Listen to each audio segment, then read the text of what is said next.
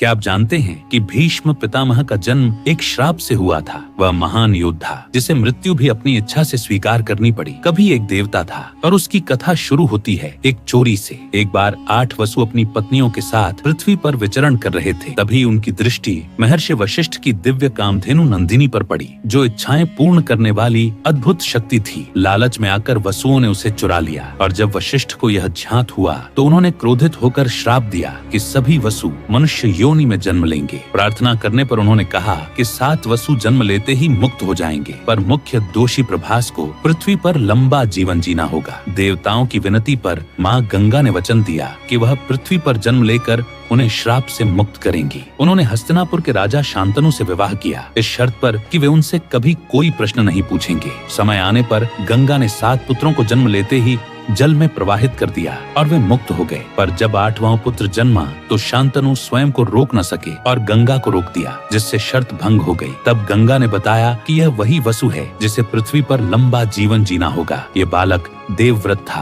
गंगा उसे अपने साथ ले गई, वेदों और धर्म का ज्ञान दिया, परशुराम से अस्त्र शस्त्र की शिक्षा दिलवाई और वर्षों बाद उसे शांतनु को सौंप दिया। यही देवव्रत आगे चलकर अपनी भयानक प्रतिज्ञा के कारण भीष्म कहलाए, एक श्राप से जन्मा देवता जिसने मानव रूप में धर्म का वास्तविक अर्थ जीकर दिखाया।